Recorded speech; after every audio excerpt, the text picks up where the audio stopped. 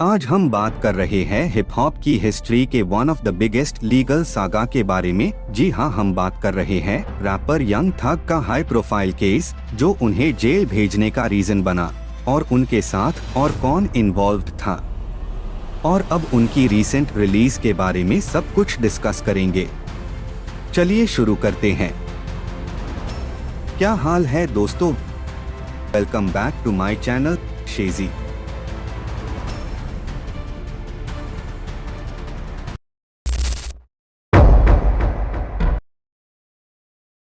ये सब शुरू हुआ मई 2022 में, जब यंग थग को एक 56 काउंट इंडिक्टमेंट फेस करना पड़ा।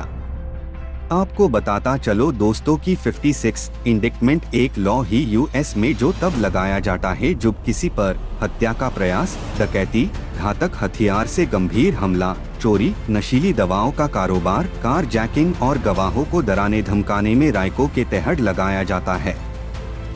प्रोसिक्यूटर्स ने उन्हें और कुछ और लोगों को अक्यूज किया एक क्रिमिनल ऑर्गेनाइजेशन वाईएसएल का पार्ट होने के लिए, जो सिर्फ एक रिकॉर्ड लेबल नहीं बल्कि एक गैंग था जो रॉबरी और मर्डर जैसे क्राइम्स में इन्वॉल्व था।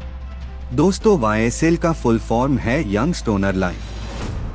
यंग थग पे चार्जेस लगे रैकेटरिंग और राइको एक्ट के अंडर, जो एक ऐसा कानून है जो ज्यादातर ऑर्गेनाइज्ड क्राइम ग्रुप्स के खिलाफ यूज्ड होता है। अथॉरिटीज का मानना था कि यंग थग इस गैंग के में लीडर और डायरेक्टर द जो एक्टिविटीज को फंड और एक्सिक्यूट करवाया करते थे।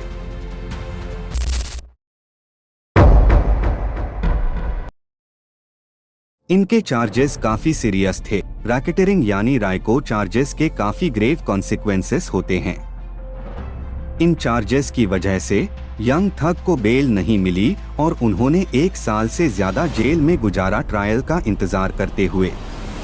प्रोसिक्यूटर्स ने यंग थग के लिरिक्स और सोशल मीडिया पोस्ट्स को भी एविडेंस के तौर पर यूज किया, जो काफी कंट्रोवर्शियल था। उस ही की वजह से फ्रीडम ऑफ एक्सप्रेशन पर डिबेट छेड़ दी गई थी कुछ वक्त के लिए।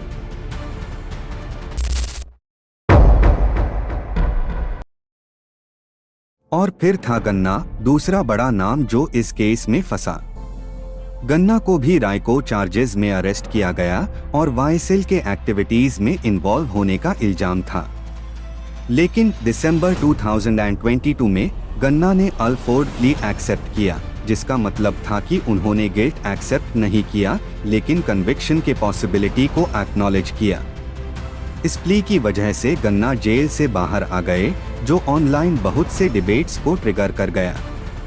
कुछ फैंस ने उन्हें क्रिटिसाइज किया, जबकि कुछ ने उनके फ्रीडम के लिए ये बेस्ट डिसीजन माना।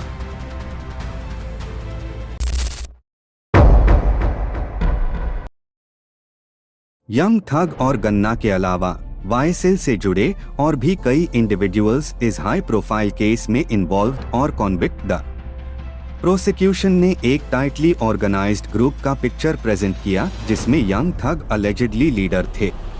अथॉरिटीज के तरफ से रैप लिरिक्स और सोशल मीडिया का एविडेंस के तौर पर यूज करना काफी सवाल उठाता है।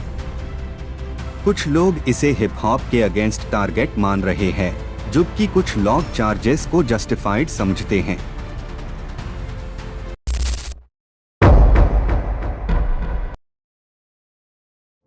अब बात करते हैं लेटेस्ट अपडेट के बारे में, जो कि ये है कि यंग थग ऑफिशियली जेल से बाहर आ चुके हैं।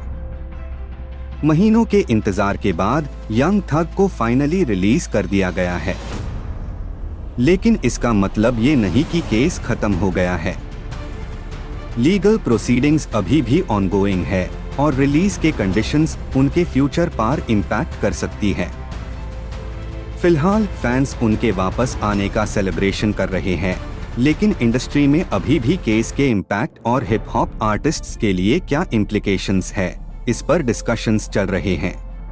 तो आपका क्या कहना है यंग थग की रिलीज और इस पूरे केस के बारे में? क्या ये कल्चर के लिए एक विक्ट्री है या फिर स्टोरी में और कुछ बाकी है? अपने थॉट्स कमेंट्स में जरूर शेयर करें। और हाँ, लाइक और सब्सक्राइब करना ना भूले शेजी को, ताकि आपको हिप हॉप और दुनिया भर की लेटेस्ट इनसाइट्स मिलते रहे।